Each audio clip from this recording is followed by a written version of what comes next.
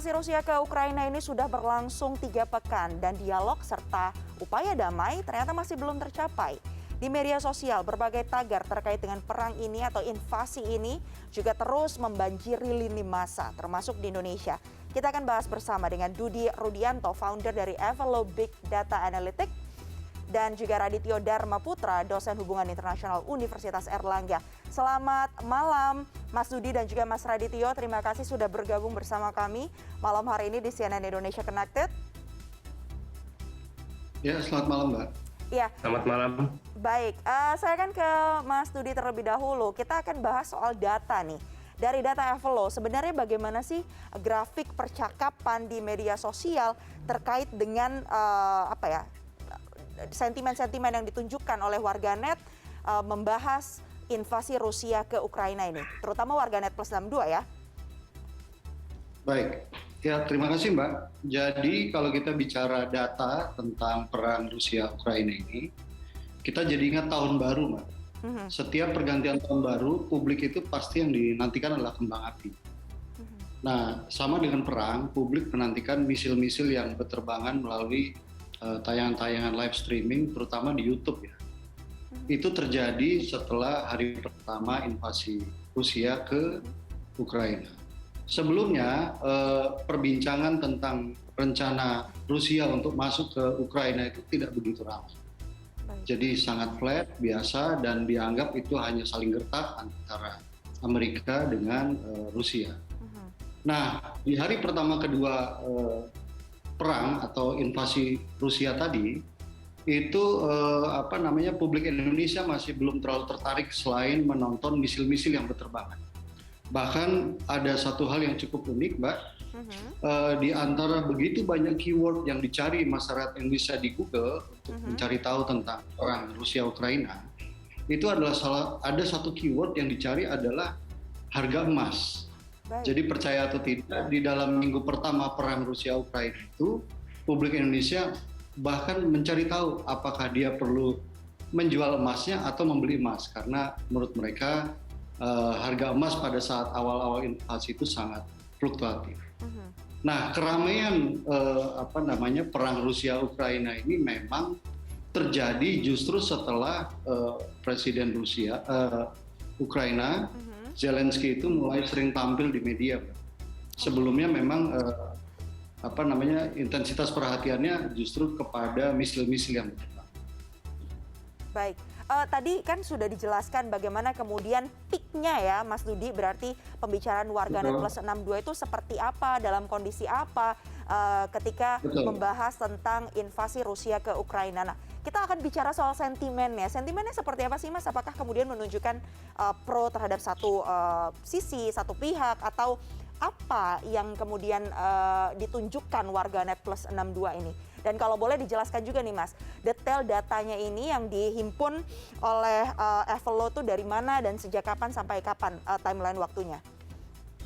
Baik, jadi begini Mbak, tidak ada perang menghasilkan sentimen positif.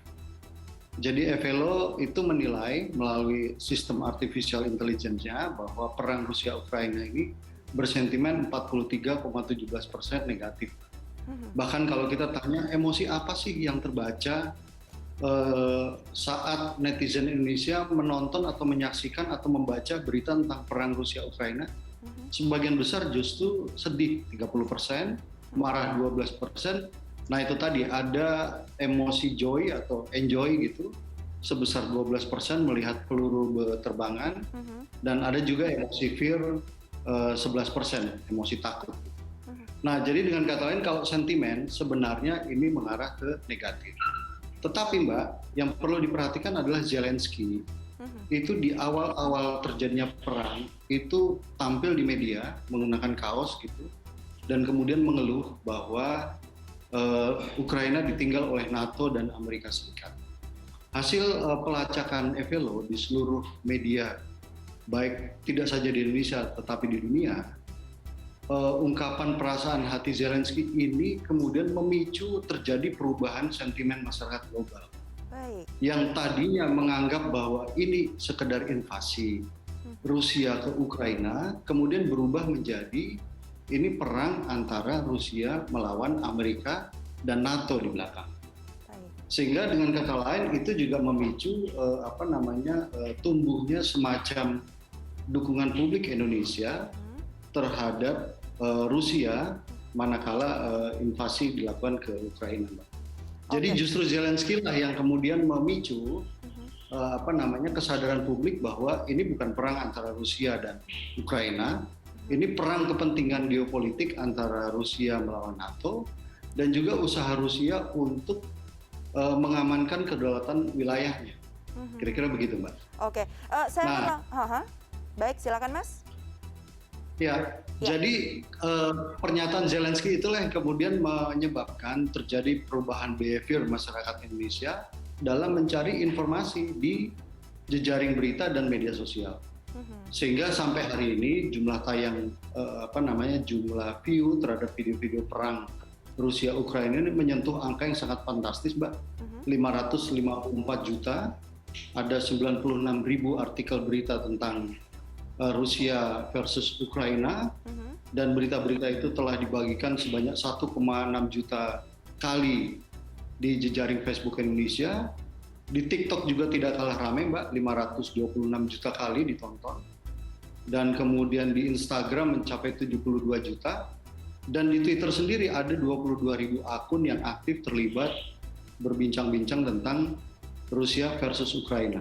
Baik. Nah, khusus Twitter ini, Mbak, artinya jumlah 22.000 ini lebih besar dibandingkan jumlah orang yang membicarakan pemilu 2024. Baik, berarti memang tinggi begitu ya perhatian warganet, terutama warganet plus 62 terhadap adanya invasi Rusia ke Ukraina. Saya kan ke Mas Radityo, tadi sudah dijabarkan dengan lengkap oleh Mas Dudi terkait dengan bagaimana sentimen yang ada dari awal invasi berlangsung hingga akhirnya Zelensky, presiden Ukraina ini muncul dan kemudian merubah, bisa kita katakan ya, membuat ada perubahan pandangan topik yang diperbincangkan, kemudian juga terjadi di sana perubahannya. Nah, apa sih sebenarnya Mas Radityo yang membuat akhirnya warganet plus 62 atau warganet Indonesia ini merespon seperti itu di media sosial?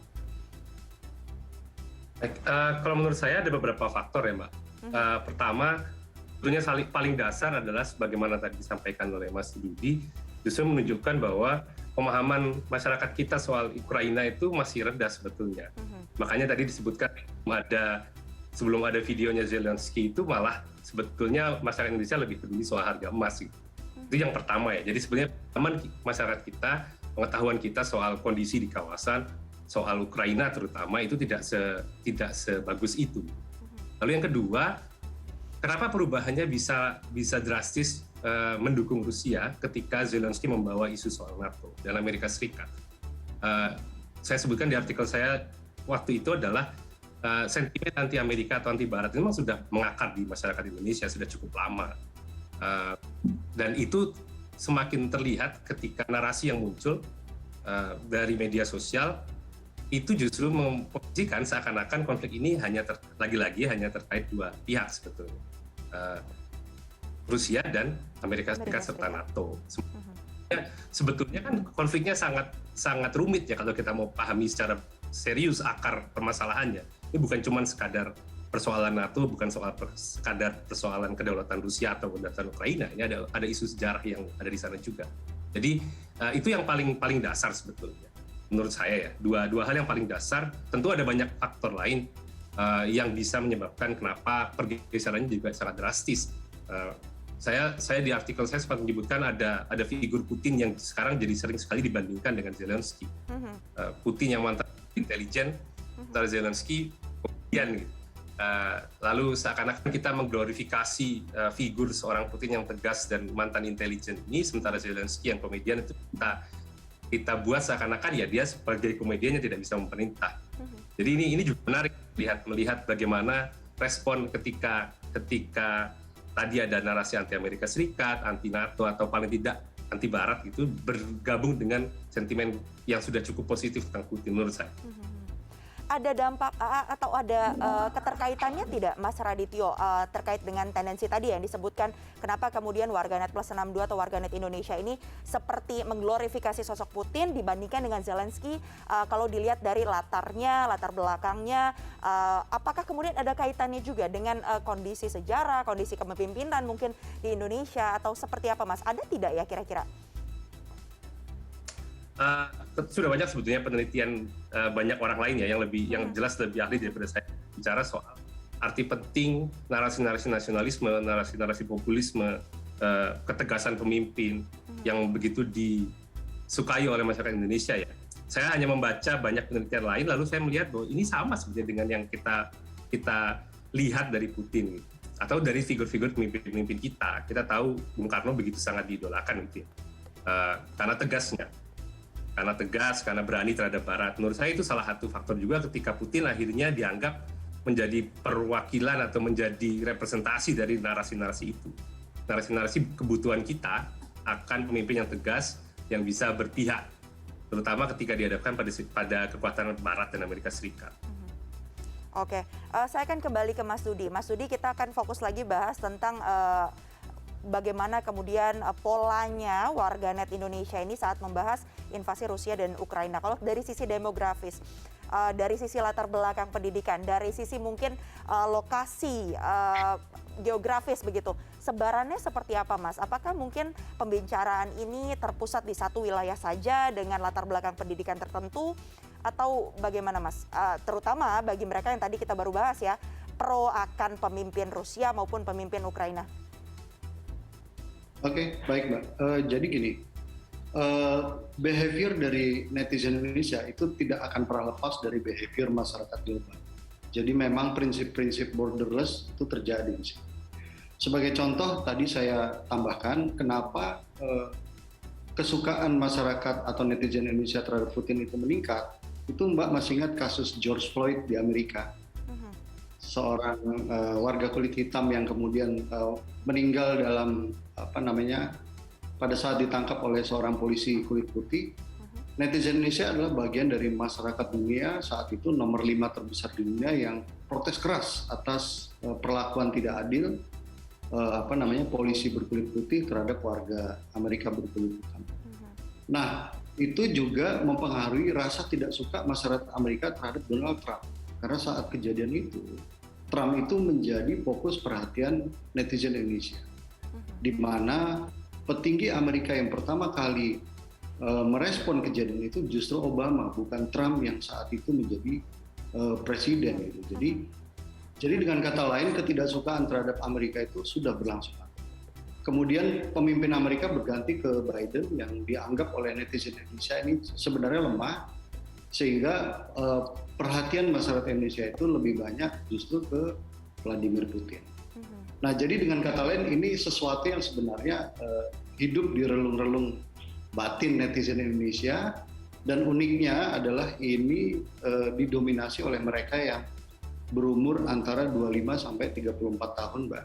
Baik. Itu sebesar 45%, kemudian 18 sampai 24 tahun itu 26%. Jadi kalau kita perhatikan dari demografi umur saja, netizen Indonesia berusia 18 sampai 34 tahun itu adalah netizen Indonesia yang lebih dari 50% concern terhadap konflik Rusia dan Ukraina. Kemudian umur 35 hingga 44 itu di 18,5%, dan umur 45 sampai 54 itu hanya 7,7% yang concern terhadap soal ini. Kemudian kedua Mbak, jumlah persentase netizen pria yang concern terhadap konflik Rusia-Ukraina ini 62% berbanding 38% netizen wanita. Jadi dengan kata lain, perang ini memang lebih disukai oleh netizen pria dibandingkan netizen wanita. Nah, tetapi jangan lupa bahwa FLO mencatat 38% wanita ini, netizen wanita ini concern terhadap Rusia Ukraina ini, itu juga tidak lepas dari kepiawaian Zelensky dalam memaintain dirinya di media, Mbak. Okay. Jadi Zelensky ini kerap tampil dengan kondisi yang sedih, dengan kondisi yang mengharap diperhatikan dengan kondisi yang dalam posisi terzolimi begitu ya. Nah ini meningkatkan perhatian publik wanita Indonesia terhadap konflik Rusia Ukraina. Baik. Terutama setelah Zelensky tampil dengan baju militer, Mbak. Bahwa dirinya siap mati membela tanah air. Nah itu yang kemudian memicu juga kesukaan netizen wanita Indonesia atau concern mereka terhadap perang Rusia Ukraina. Oke, Mas Dudi, ketika kita membahas bagaimana kemudian respon warganet, kita juga harus membahas yang ramai juga diperbincangkan. Ini adalah adanya perbincangan warganet tentang standar ganda dengan kemudian membandingkan penanganan dunia atau fokus dunia terhadap invasi Rusia ke Ukraina dengan Israel dan juga Palestina. Nah, data Evelo seperti apa menggambarkan kondisi ini? Perang invasi ke Palestina itu pasti menjadi bagian dari keramaian netizen Indonesia. Itu hampir sama jumlahnya dengan perang Rusia lawan Ukraina, Mbak.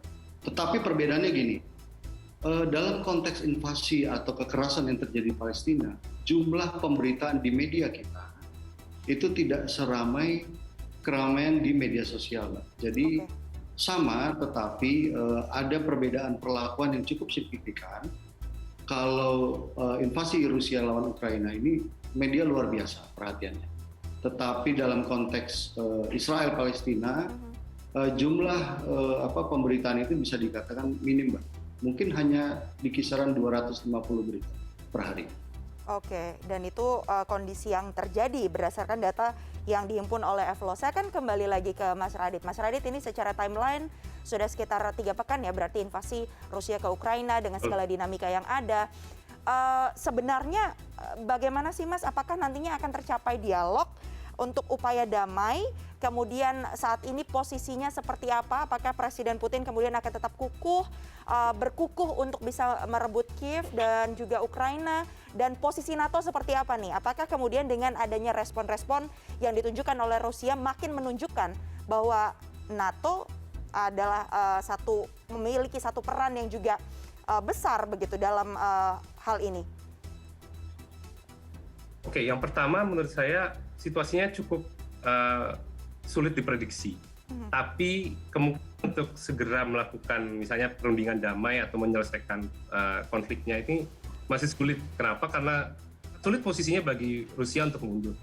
Putin sebagai pengambil kebijakan di Rusia dalam posisi yang juga tidak mungkin tiba-tiba mundur tanpa dia memberikan sebuah pernyataan kemenangan bagi warganya. Jangan lupa bahwa di Rusia sekarang situasinya juga parah. Secara ekonomi mereka terdesak, masyarakat yang terkena dampaknya. Secara politik, media ditutup habis-habisan oleh pemerintah agar tidak memberitakan apa yang terjadi. Yang bisa diberitakan hanya versi pemerintah saja. Dan oleh karenanya, kalau dia harus mundur atau menghentikan perang, dia harus bisa membawa kabar baik bahwa dia berhasil mendapatkan sesuatu. Itu dari sudut pandang Rusia. Sementara dari sudut pandang Ukraina, ini posisi tentu kita bisa memahami posisi negara yang tiba-tiba diserang. Sehingga seperti yang disampaikan Presiden Zelensky, nyaris tidak mungkin dia akan mundur karena dia akan membela mati-matian tanah airnya. Kalau dengar misalnya pernyataan Dubes Ukraina untuk Indonesia atau dari hasil diskusi saya dengan beberapa teman dari Ukraina yang tinggal di Estonia, mereka nyaris tidak mungkin mundur selangkah pun. Karena satu jengkal pun tidak akan dilepas dari Ukraina. Saya kira kita bisa paham posisinya ya, karena namanya negara diserang, dia akan mempertahankan diri habis-habisan. Jadi karena dua pihak ini sama-sama tidak mungkin tiba-tiba mundur, harus ada jalan penyelesaian lain. Nah, penyelesaian lainnya ini yang sebetulnya sekarang sedang coba diusahakan ya. Saya kira ada beberapa pihak, kemarin Perdana Menteri Israel sudah beberapa kali berkontak dengan Putin maupun dengan Zelensky. Begitu juga dengan dengan pemimpin NATO. Turki juga mencoba melakukan sebuah mediasi. Tapi lagi-lagi karena posisinya adalah dua-dua pihak baik dari Rusia maupun Ukraina nyaris tidak mungkin mundur begitu saja tanpa ada sebuah konsesi baik buat untuk Rusia, sementara Ukraina maunya mungkin total gitu ya jadi kembali ke situasi sebelumnya, jelas tidak mungkin. Dan NATO di sini sebetulnya menjadi pihak yang posisinya jadi serba salah ya, karena dianggap oleh Rusia mulai konflik, apapun yang di argumen NATO, Rusia dan Putin menganggap bahwa ini karena NATO. Sementara NATO tidak mungkin masuk ke Ukraina secara terang-terangan, karena dia akan mengeksplorasi konflik. Yang terjadi sekarang adalah NATO hanya bisa memperkuat wilayah-wilayah sekitarnya, seperti misalnya di Estonia, Latvia, Lituania, Polandia, Rumania, negara-negara yang berbatasan dengan Rusia dan Ukraina. Dan sebetulnya potensi untuk kalau sampai terjadi apa-apa itu sepertinya bukan dari NATO, karena NATO justru akan berusaha tidak ada provokasi sama sekali.